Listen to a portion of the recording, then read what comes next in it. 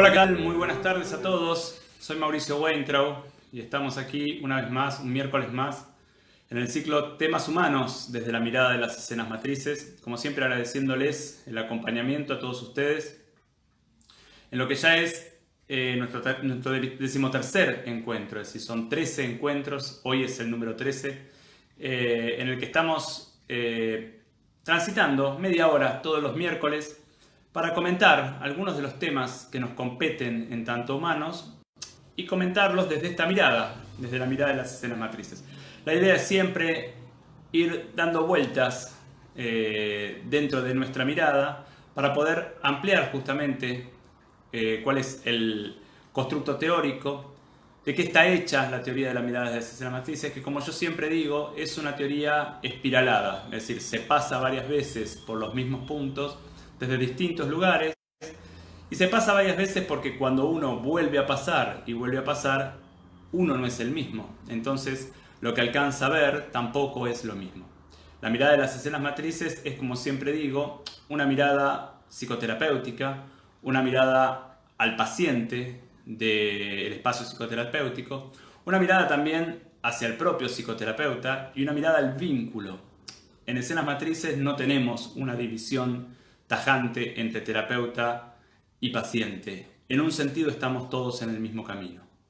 En otro sentido, por supuesto, en el espacio terapéutico, el terapeuta ocupa su lugar y cumple su rol y el paciente ocupa su lugar. Desde esta forma de ver la psicoterapia es como transitamos también este ratito de charla de los miércoles a las 6 de la tarde en horario de Argentina. Un ratito de charla en donde vamos transitando distintos temas. Temas que nos competen, como digo, en tantos seres humanos. Temas que nos tocan siempre. Todos transitamos de una manera o de otra los temas que vamos tomando aquí como para poder desenvolver un poquito más esta teoría y esta forma de ver. Hoy nos vamos a referir a un tema complejo y yo diría sumamente importante, porque quien no ha experimentado o no experimenta culpa alguna vez o más de una vez o todas las veces, todo el tiempo en mayor o menor medida.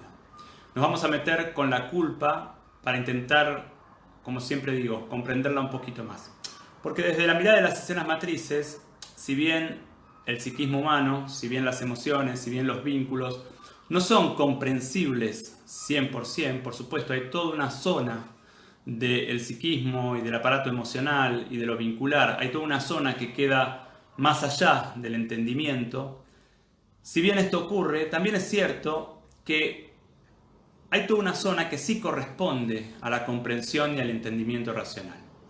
Y si uno puede acercar entendimiento, alumbrar desde la razón, lo que es posible alumbrar desde la razón, esta posibilidad suele clarificar lo que me pasa en el vínculo, las decisiones que tomo, las decisiones que no puedo tomar y nos ayudan a dar un pasito más en nuestro proceso.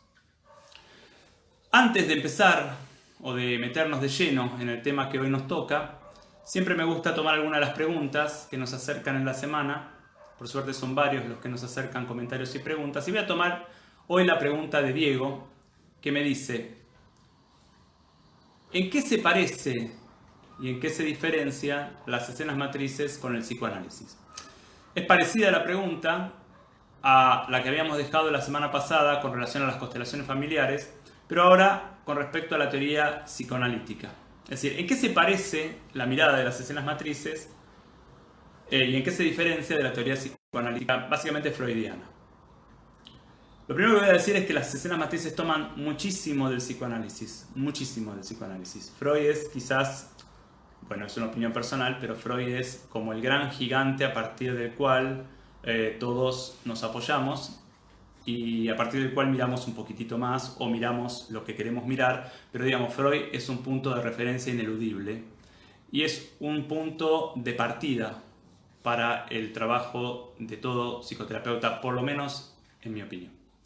Las escenas matrices toman mucho el psicoanálisis, sobre todo, y el psicoanálisis freudiano, sobre todo en lo referido a la constitución del inconsciente. Es decir, La idea que instala Freud en su primera tópica, que determina que las vivencias inconscientes se trasladan a la vida cotidiana, es una idea que desde las escenas matrices lo tomamos y lo llamamos de manera diferente, pero es prácticamente lo mismo, por lo menos en un sentido.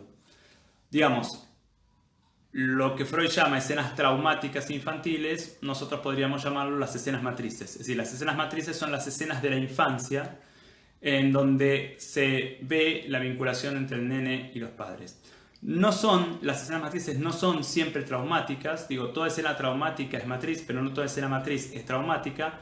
No son exactamente las mismas escenas traumáticas, pero sí esta idea de que algo de la infantil no se ha podido resolver, no se ha podido tramitar, y ese algo se repite hoy. Esto es una de las piedras angulares del psicoanálisis que desde las escenas matrices tomamos y agradecemos profundamente. Esto que se repite hoy, que nosotros llamamos escena copia, y que se nos vuelve a repetir, y se nos vuelve a repetir, y se nos vuelve a repetir, y que surge ya desde la idea de Freud de la compulsión a la repetición, digo, esto que vuelve a aparecer hoy una y otra vez, vuelve a aparecer hoy para que uno lo pueda mirar en su escena original. Es decir, si uno intenta resolver o tramitar la escena copia solo en la escena copia, hay algo que nunca se termina de tramitar. Por eso el viaje hacia lo matriz, el viaje hacia lo infantil, y este es el movimiento freudiano, el viaje hacia lo matriz y hacia lo infantil, es un movimiento que nosotros, por supuesto, tomamos del psicoanálisis freudiano. ¿En qué se diferencia? Por supuesto tomamos muchas otras cosas, estoy diciendo solamente lo más importante. ¿En qué se diferencia escenas matrices del psicoanálisis? También en varias cosas, pero también voy a decir lo más fundamental. Escenas matrices se diferencia del psicoanálisis en el hecho de que la mirada de escenas matrices es una mirada de índole básicamente humanista. Es decir, en su núcleo fundamental la mirada es humanista, cosa que no sucede con el psicoanálisis. El psicoanálisis es una mirada psicodinámica. Las escenas matrices tienen una mirada de base humanista. ¿Qué significa base humanista?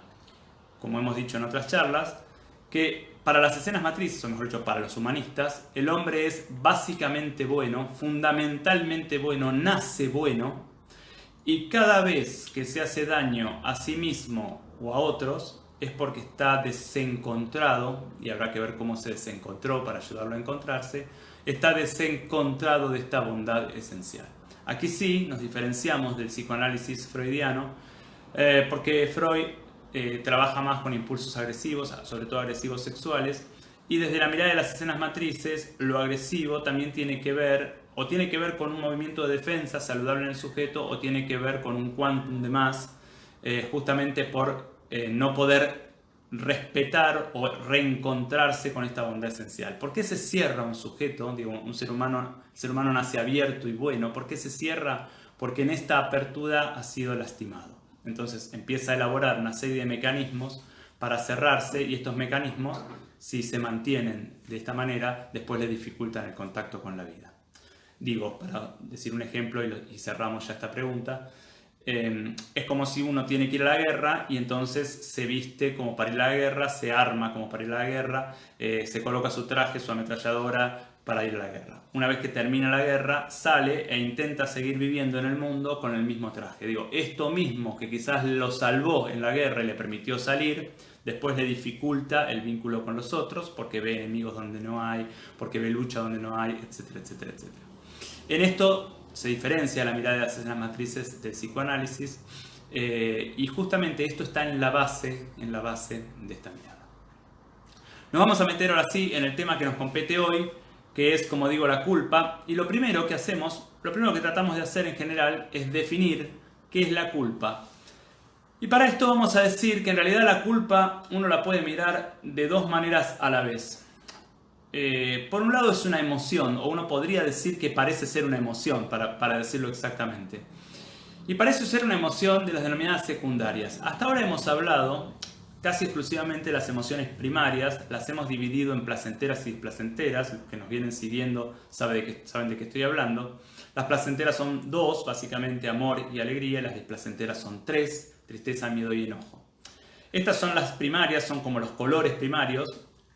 Y todas las otras emociones que no estoy nombrando son emociones secundarias que derivan de las emociones primarias. Y acá me importa mucho cuando uno empieza a trabajar con emociones secundarias, y podemos nombrar infinidad de emociones secundarias, melancolía, nostalgia, bueno, la depresión no es una emoción, pero lo estamos tomando también de esa manera, desesperación, añoranza, todas las que se imaginen. Cuando uno empieza a trabajar con emociones secundarias, tiene que saber de qué emociones primarias derivan para poder entender cuál es el núcleo y cómo es la constitución de estas emociones secundarias. No me voy a meter hoy en toda la clasificación de emociones secundarias. Vamos a decir que hay 4 tipos de emociones secundarias, 4 grupos de emociones secundarias. Los que conocen mi trabajo como músico saben de lo que estoy hablando. El primer grupo son las intensificaciones de las primarias, el segundo son las disminuciones de las primarias, el tercero son combinaciones de las primarias y el cuarto son emociones primarias con características especiales, y acá entra la emoción que vamos a ver hoy, que es la culpa. La culpa, como digo, se puede mirar de 2 maneras. Una manera es esta, como una emoción secundaria, que en realidad es una emoción primaria con una característica especial. Y esto es lo primero que uno tiene que saber. La culpa es enojo. La culpa es enojo con uno mismo. En general uno no tiene asociado la culpa con enojo. Sin embargo, cuando uno empieza a darse cuenta de esto, cuando uno empieza a profundizar en la comprensión de qué es en realidad la culpa, en la culpa encontramos siempre un sujeto que está enojado consigo mismo. Y cuando uno dice que el sujeto está enojado consigo mismo, inmediatamente se da cuenta que en un nivel más profundo la culpa no es una emoción. La culpa es un vínculo. Es un vínculo en donde una parte de mí está enojada con otra parte mía. Este vínculo es el vínculo que establecen el culpador y el culpado. Adentro mío hay un culpador y un culpado. Y yo los invito, a aquellos que conozcan la culpa, a aquellos que experimenten o hayan experimentado o tengan una experiencia cotidiana de la culpa, yo los invito a tratar de a poco de ir diferenciando cuál es la parte culpadora y cuál es la parte culpada. Quiero decir, ¿qué dice mi culpador interno? ¿Qué le dice a mi culpado interno? ¿De qué lo acusa y de qué lo culpa? Si uno hace este trabajo durante un tiempo, porque al principio no es fácil, porque en general la culpa viene de manera indiscriminada, es como, digo, siento culpa y no puedo discriminar qué parte mía culpa, qué otra parte mía. Si uno, profundiza en esta comprensión, se va dando cuenta de que el culpado es siempre una parte mía que hizo algo o que no hizo algo. Es decir, es siempre la parte mía que actúa o que debería actuar. Y el culpador es la parte que opina. Este mismo esquema lo hemos visto ya en otras emociones. Pero con la culpa se da de una manera especial. Si uno sigue profundizando, se da cuenta que la voz del culpador es muy parecida a la de mis padres, o por lo menos a la de uno de ellos, y el culpado, la parte mía culpada, se experimenta de una manera bastante parecida a cómo yo me experimentaba en la infancia cuando era culpado por uno de mis padres o por ambos. Es decir, lo primero que tenemos que saber de la culpa es que parece una emoción, pero en el fondo es un vínculo. Cosa que, como ustedes se dan cuenta, no pasa con otras emociones. La tristeza, cuando es una tristeza saludable, está en contacto con la vida. Hay algo de la vida que me entristece. El enojo también, hay algo de la vida o del otro que me enoja. El miedo también, el amor también, la alegría también. Es decir, son emociones que están en relación con la vida. La culpa no está en relación con la vida. La culpa es un vínculo interno que establece una parte mía con otra parte mía. Y esto es lo primero. ¿Por qué es lo primero? Porque a partir de esta comprensión vamos a tratar de entender qué me quiere decir la culpa. Es decir, cuando yo siento culpa, ¿qué expresa esta culpa que yo siento? Y acá vamos a mencionar, yo diría a grandes rasgos, cuatro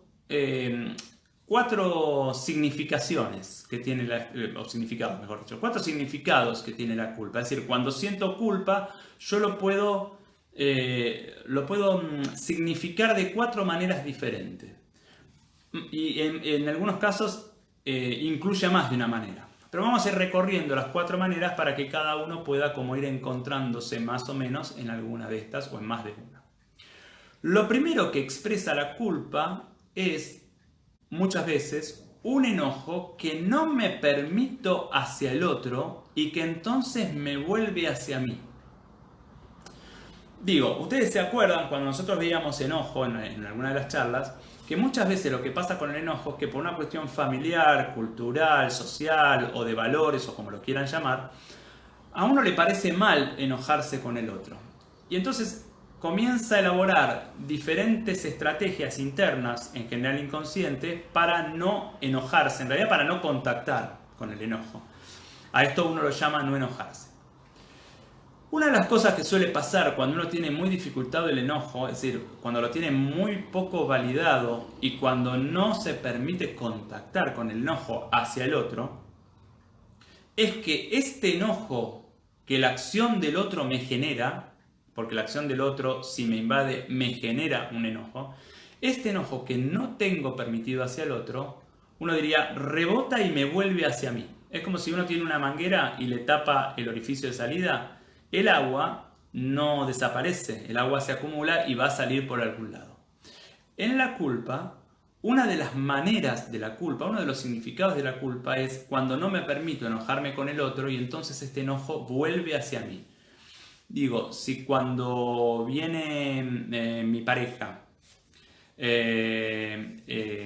entra y se enoja conmigo porque, por ejemplo, yo no hice la comida, y entonces se enoja conmigo y me agrede, y yo no tengo permitido el enojo hacia el otro, es decir, no tengo permitido el enojo hacia mi pareja, muy probablemente empiece a pensar que en realidad soy yo quien es responsable por no tener la comida hecha. Es decir, me voy a echar la culpa a mí.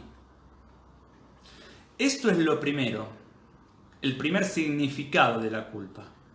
Cuando no me permito el enojo hacia el otro y entonces el enojo rebota y vuelve a mí. Y uno diría, esto es en las escenas actuales. Ahora claro, de acá vamos al segundo significado de la culpa, que es que ¿por qué yo no tengo permitido el enojo hacia el otro? Porque de alguna manera aprendí que no podía enojarme con los demás o que el enojo estaba mal o que no debía enojarme. Y entonces el segundo significado de la culpa tiene que ver con un enojo hacia mis padres que no está permitido y entonces me rebota y me vuelve a mí. ¿Esto cómo lo vemos? Lo vemos muchas veces cuando nosotros vamos a mirar escenas de la infancia en donde yo he sido de una manera o de otra maltratado o abandonado, y cuando me pongo a mirar esa escena no puedo evitar el enojo con mis padres. Los justifico, los entiendo, me parece bien, una serie de posibilidades, menos contactar con el enojo con mis padres. Entonces, ¿qué pasa? El enojo que debería ir hacia mis padres y que no va hacia mis padres termina recayendo en un punto en el nene y en las escenas actuales termina recayendo en mí. Es decir, esta misma escena que contaba hace un ratito, que viene mi pareja y se enoja conmigo porque no tengo la comida hecha y yo no me permito el enojo hacia él, entonces me siento culpable por yo no tener la comida hecha, uno podría decir, bueno, ¿dónde está la matriz o cuáles son las matrices de esta escena? Probablemente cuando voy a ver mi historia hay escenas similares. Yo como nene hice algo o no hice algo que debía hacer, mi padre o mi madre me agredió y yo cuando miro esa situación, hoy adulto, al mirar esa situación, no me parece del todo mal lo que hicieron mis padres, o estoy de acuerdo, o llamo al nene que fui vago, o una serie de maneras de mirar las escenas infantiles que finalmente impiden evitar el enojo con los padres. Entonces, esta sería la segunda, y en realidad primera y segunda van como juntos. Siempre, o en los dos casos, es el enojo no permitido hacia el otro, que en el origen son los padres, y en la actualidad es el otro, que finalmente rebota, vamos a poner así, rebota y vuelve hacia mí mismo. El tercer significado, lo tercero que expresa la culpa, ya es diferente, digamos, va como por otro lado. Lo tercero, y esto es muy interesante, es que lo tercero que expresa la culpa es que estoy desobedeciendo mandatos infantiles que dificultan mi crecimiento. Es decir, lo tercero que me muestra la culpa es que estoy creciendo en un sentido diferente a lo que los mandatos infantiles me dicen que debería crecer. Es decir, la culpa también es una señal que muestra mi movimiento hacia la adultez. Y esto es muy importante y muy complejo de entender. ¿Por qué? Porque en todo proceso de crecimiento, el sujeto, cuando lleva a cabo un movimiento que va contra los mandatos infantiles, siente culpa. Ahora, como decodifica la culpa al revés, es decir, como al sentir culpa siente que está haciendo algo malo y no se da cuenta que está haciendo algo malo para la mirada de los padres, pero bueno para él. Digo, como siente que está haciendo algo malo, empieza a obturar el movimiento de crecimiento. Porque justamente hay un crecimiento que solo se da yendo contra los mandatos infantiles. Porque hay un crecimiento que tiene que ver con poder ser adulto, y poder ser adulto siempre es no ser el hijo que me dijeron que tenía que ser. Siempre hay un lugar en donde es no ser el hijo que me dijeron que tenía que ser. Y cuando estoy dando este movimiento, cuando estoy dando este paso, cuando estoy llevando a cabo este movimiento hacia mi propia adultez, hacia mi propio deseo, la emoción o el sentir que aparece en general es la culpa. ¿En qué ejemplo aparece esto? Y aparecen ejemplos muy cotidianos a veces, también ejemplos mucho más profundos, pero aparece cuando yo ya no vivo con mis padres y mi mamá quiere, o mi papá quiere que vaya a comer los domingos al mediodía, y yo empiezo a no tener ganas y me siento culpable si no voy. Digo, ahí hay un movimiento que tiene que ver con poder contactar con lo que deseo y ser fiel a lo que deseo en vez de lo que desean mis padres, que si yo lo sigo, evidentemente me hace sentir culpa. Si yo intento no sentir culpa, entonces voy a ir a comer los domingos con mis padres. Pero claro, entonces voy a hacer lo que desean ellos y no lo que deseo yo. Esto que es pequeño, cotidiano, casi sin importancia, uno lo puede ver en movimientos mucho más profundos. Cuando yo elijo la profesión que quiero ejercer, cuando yo tengo una elección sexual diferente a la que mis padres querían para mí, cuando yo habito determinadas emociones o determinadas conductas diferentes a las que mis padres pensaban que tenía que habitar. Es decir, esto está en lo más pequeño y también está en lo más profundo. Esta es el tercero de los significados de la culpa. Cuando yo llevo a cabo un movimiento profundamente transformador de crecimiento en el sentido de mi deseo y de mi salud, en general siento culpa. Y el cuarto significado de la culpa, tiene que ver con que la culpa me muestra una acción en la que posiblemente daño al otro, en el que posiblemente dañé al otro, y en el que no puedo asumir la responsabilidad. Y acá se nos abre todo un mundo, porque acá aparece una palabra que ya hemos visto en algún momento, pero que ahora le vamos a dar un poquito más de importancia, que es la palabra responsabilidad. Porque hay una relación, o mejor dicho, hay una diferencia fundamental entre culpa y responsabilidad. Es tan fundamental la diferencia que quien está ubicado en el sentido de la culpa no puede asumir la responsabilidad. La culpa y la responsabilidad son, yo diría, son movimientos de nivel diferente. Y vamos a mencionar algunas de las diferencias entre culpa y responsabilidad para invitarlos a ustedes y para recorrer todos juntos en qué sentidos nos solemos manejar. Si nos solemos manejar en el sentido de la culpa o en el sentido de la responsabilidad. Y vamos a empezar diciendo que cuando yo me siento culpable, me siento como un niño pequeño que hizo algo malo. Ya sea que me sienta culpable ante una voz interna o que me sienta culpable ante otro, cuando me siento culpable me siento como un niño pequeño que hizo algo malo. Sin embargo, cuando asumo la responsabilidad, me experimento como un adulto que, haciendo lo mejor que pudo, también cometió daño. Que fíjense que no es lo mismo. Cuando me siento culpable, siento que hice algo malo y en el fondo siento que podría haberlo hecho de otra manera. Y cuando me siento responsable, cuando asumo la responsabilidad, me experimento como un adulto, reconozco que hice lo mejor que pude dentro de mi realidad de ese momento, dentro de mi realidad interna de ese momento, y reconozco que cometí un daño al otro. Cuando siento culpa, la emoción que me toma es el enojo. Y cuando siento responsabilidad, la emoción que me toma es tristeza. Y como sabemos, desde las escenas matrices, la tristeza siempre es una instancia más profunda que el enojo. Aunque las dos tienen derecho a estar, la tristeza siempre es un lugar más profundo que el enojo. Cuando me siento culpable, lo que yo temo o lo que yo vivo es un castigo. Mientras que cuando puedo asumir la responsabilidad, asumo las consecuencias de mi acción. Y si puedo, reparo lo que puedo reparar. Me importan mucho estas diferencias y los invito después a quedarse dándole vueltas a esto, porque son sensaciones que aparentemente son lo mismo y en el fondo son exactamente lo opuesto. Cuando me siento culpable, temo o me siento castigado, y cuando asumo la responsabilidad, asumo las consecuencias de mis acciones y, si es posible, y reparo lo que puedo reparar. Es decir, asumo el hecho de reparar también. Cuando me siento culpable, busco volver a un estado anterior, por eso pido disculpa, es decir, quiero sacar la culpa y volver a un estado de inocencia anterior. Uno diría, busco volver a un estado infantil de inocencia.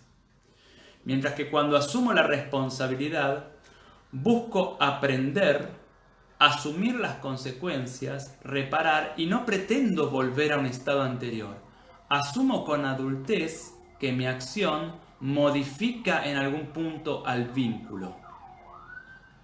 Es decir, cuando me siento culpable quiero retornar al estado anterior, y cuando asumo la responsabilidad no quiero retornar al estado anterior. Quiero que esto que pasó nos sirva para mejorar el vínculo, o por lo menos para mejorar yo en este vínculo o en el próximo. Cuando me siento culpable, hay alguien adentro o afuera que dice lo que está bien. Cuando asumo la responsabilidad, no hay nadie que dice lo que está bien, no hay una ley a la que tengo que obedecer. Hay un reconocimiento de que mi acción, la acción que llevé a cabo, produjo daño, y hay una comprensión de por qué produje daño, y hay un intento por modificar esto que me hizo llevar a cabo esta acción. Cuando me siento culpable, padezco la culpa. Es decir, soy pasivo y padezco la culpa. Y cuando asumo la responsabilidad, justamente no soy pasivo, asumo la responsabilidad.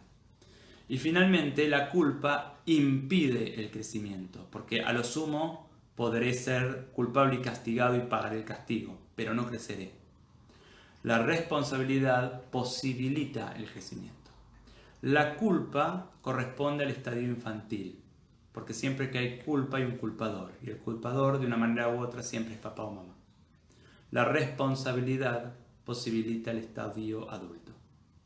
Por eso cuando me siento culpable pido disculpas, y cuando me siento responsable, cuando asumo la responsabilidad, lo que digo es lo siento, y no le pido nada a aquel a que dañé. Bueno, esto ha sido la culpa. Bueno, esto no ha sido la culpa, esto ha sido algo de la culpa, que me parece una emoción sumamente importante para trabajar, porque uno diría, desde la culpa es imposible crecer. Entonces, ir limpiando lo que tiene que ver con la culpa y con otras emociones, pero con la culpa particularmente, nos permite dar un pasito más en nuestro proceso de crecimiento. Yo les agradezco como siempre, como cada miércoles. Los invito como siempre también a contactarnos, a enviarnos sus ideas, sus comentarios, sus preguntas. Quienes quieran inscribirse, todavía quedan 4 vacantes en el seminario del día 14 de agosto que vamos a hacer vía Zoom. De 9 a 12 de la mañana, horario Argentina. Quien quiera estar pero no puede estar, puede inscribirse y entonces le enviamos la grabación. Así que los esperamos. Pueden enviarnos correos a la dirección que tienen ahí, info@vitarnos.com.ar. Como digo, les agradezco especialmente y los invito el próximo miércoles a acompañarnos a la misma hora. Muchísimas gracias.